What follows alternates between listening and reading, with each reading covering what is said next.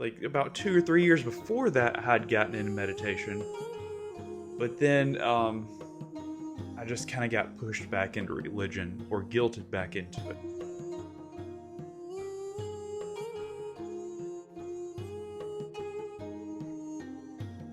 Hey, welcome back to Uncivilized Rebirth. The last few days, I've been thinking about what to talk about today. Over the past year, I've been pretty dedicated to this channel, and now it's like I try to do a video every Monday. I get to the point where it's like, okay, I'm kind of getting redundant on some things because when I first started this channel and I rebranded it, it was about tactical stuff. I talked about like tactical assessments, about tactical gear, about loadouts, and all that stuff. And I was still living in the identity of a soldier because I was like, what am I about? It's like that was such a huge part of who I was. And so this whole channel was just all about that stuff. And then I went through a massive spiritual awakening. My whole life got destroyed basically. Um, and I just had to reassess everything. And one of the things that really changed everything was meditation. Um, I started doing meditation in late 2020, and I got really serious about it. Every morning I'd get up about 3:30, 3:40, and I would just sit there. And it'd be wintertime, so I'd have a heater right beside me. I would just sit there. And it was pretty cool. Like about 2 or 3 years before that, I had gotten into meditation, but then I just kind of got pushed back into religion or guilted back into it, and so or a belief structure.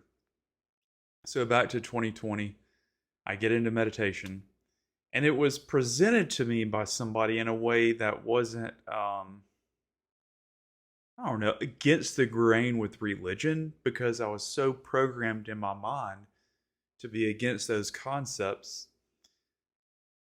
But it was presented to me in a way where I was like, oh, this is cool. And it was presented by somebody that I thought was like very, like a titan of sorts, somebody that had a lot of credentials that I was like, okay, this person's not just going to spout a lot of BS. So every morning I was getting up consistently and I was sitting there meditating, and I would do breath work, and it would take sometimes 20, 30 minutes to where I felt just absolutely aware and very present. And I started understanding who I was. And it was just really a freeing experience. And in that, religion started looking so stupid and silly. It's just like a hoax, in my opinion. Because in not meditation, but calming my mind to where my spirit could present, I started not just being aware of my brain not going crazy or trying to run around in the morning doing tasks, like coffee, make the bed, what are these people saying, or what do I got to do next, but just existing. And my awareness, to the best of my understanding, started being aware of my spirit, aware of itself, like not necessarily a mirror, but it's like what's looking out there, like what's the actual observing thing. But then I came aware of that. So it was like there was no mirror, but it was like, what is this? And it was fascinating because I just started knowing things. And over the course of the next 2 years, I went through a spiritual awakening and enlightenment where I became aware of the energy world. I became aware of vast amount of knowledge. I became aware of my spirit. And in that, there was this huge, massive, like, butting of heads of sorts, because ever since I was a little child, it was basically beaten into me that I have to believe religion, I'm going to burn in hell, and that I'm just a terrible piece of shit. So my brain was programmed that way. But then when I would meditate and no energy was going to my brain to activate these memories or these embedded beliefs in my ego, I guess you could call that. Where it's like how I identify, I burped a little bit, please forgive me. It's like I identify as a soldier, or identify as a Christian, or identify as like a spirit now, which is what we are. But I had these identities forced upon me, or that was in this world, and there was belief structures wrapped around in that. So when I would meditate, there's no energy activating my ego. There's no like energy go into like memories or different processes, because at first it's difficult just to sit there because there's energy getting sent to a process that says, get up and go do this, or think about this, or remember this, or imagine this. There's, I guess in the brain, it's like you can do memory, you can do imagination, you can have feelings, and then you can like do like processes, and then you can kind of do all that together. And when we don't have control of our brain, like all that can fire off randomly because it's a biomechanical processing unit and there's energy going up in there. What is energy? I don't know.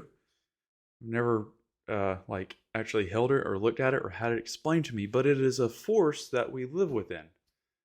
So if energy can never be destroyed or created and is always there, what is more real?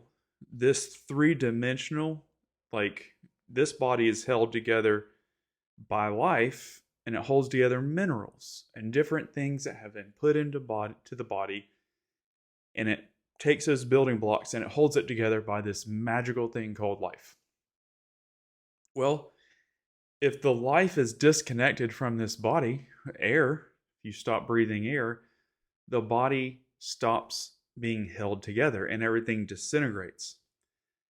So what is more what's like, we could be using the same energy that Napoleon used. Think about that. So it's like energy's passing through us. We can utilize it, but how often do we ever sit to actually think about that?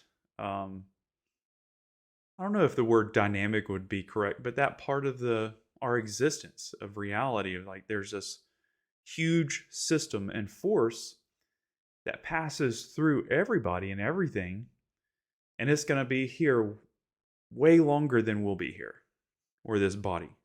And our consciousness, so it's like you have these minerals that are held together by life, and then your consciousness is plugged into that.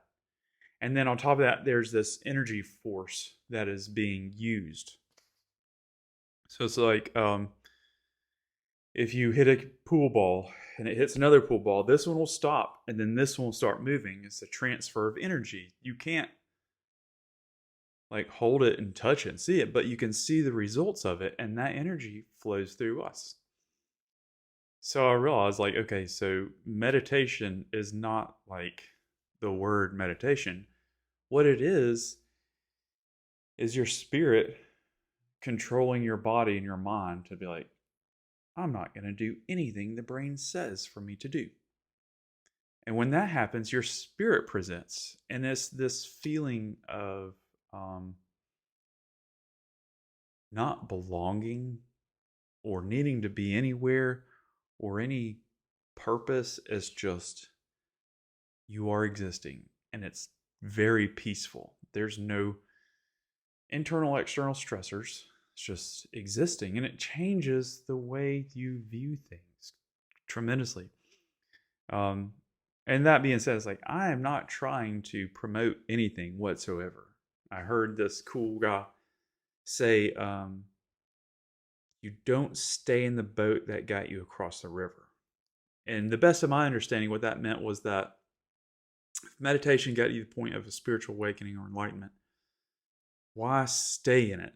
It's like, am I going to worship the thing that got me to where I needed to be to start the journey? So imagine like on the other side of this river, there's this huge mountain, and only one person can climb that mountain. And at the top of that mountain, there's a very, very important thing to do. And the way to get across that river, and here's the metaphor of all that. The way to get across that river is meditation. That river is basically understanding that everything in life that you've been taught is a lie to a certain degree. Your beliefs and stuff like that, if it's a system designed to get you to do something you don't want to do, then it's man-made. So you get to the point where you understand what your ego is and what your spirit is, and it's like you get across the river. But then it's like, okay, I am here for a reason. Like the creator of the universe didn't make all this for nothing. There is a purpose. So it's like you get across the river, and then there's like this little scroll. It's like of knowing. It's like, here is what you're supposed to do, and here's the mountain. So it's like once you get across rivers, that's not the point of it. The point is not just to find peace. The point is to step into your role, into your mission. And they can be very big and daunting. But you have to be free of all the limitations that you've been taught your whole life to actually step into your true role and purpose. And it can be scary, very scary. It's like stepping out without a safety net or without any external validation. Because when you start living in a way that's like spirit-led, the external world is going to attack you and invalidate you in every way. So you have to validate yourself internally. So you get across the river. You're like, okay, I'm across the river. Here's my mission. Well, here's the thing about a mission. You are going to have adversity. It's not a mission. It's like you don't just walk in and get a silver platter, And we didn't show up here to get stuff. The point of being here is not to be like, here's a ton of stuff. The point of here is a reason or a purpose. And when you discover that, you're like, okay, now understand there is adversity and there is this massive mountain. And that's just a metaphor for a huge, almost insurmountable task. But with a huge insurmountable task, like each little step is getting there. Sometimes you just have to stay focused on the next little bitty step. And I know for me, a lot of times, each day is a little bitty step. And I'm just like, okay, I know where I'm supposed to be. I know what I'm supposed to do. But today, all I can do is this little bitty step. It's easy for us to defeat ourselves and be like, oh my gosh, I'm not where I think I'm supposed to be. Well, heck, you took one little bitty step up that mountain. You might have slid down a little bit and scraped your knees and lost a little bit of gear. But you got up, dust yourself off, medic yourself if you need to, if you have wounds, and take a little bit of time and take that next step. Start back and like getting back up, going back up there. So a lot of people, like, they can just get all into meditation, just like all about it. But it's like you don't, like, sometimes you have to burn the boat to make sure there's no going back. Because for me, it's like I could just stay there and be like, I'm just going to do this all the time and feel completely peaceful and have no problems. Well, then what's life about then? It's like you showed up and you're just like kind of hanging out. No, like, anyway, I'm rambling, but if you have adversity in life and you know that you have a mission and you're still pursuing it, regardless of what anybody else is telling you, and you know in your heart that you're not out to hurt people, you're not out to trick people or deceive people, and you're on your path, well, then that adversity is tremendous validation. And I will end with this. The biggest validation is invalidation. When people invalidate you or invalidate what they did or what's going on, just realize that's the biggest validation. Because it's like, if that wasn't going on, you wouldn't have to convince me it wasn't going on. All right, I was rambling some. Roadhouse, Spiritual Hard.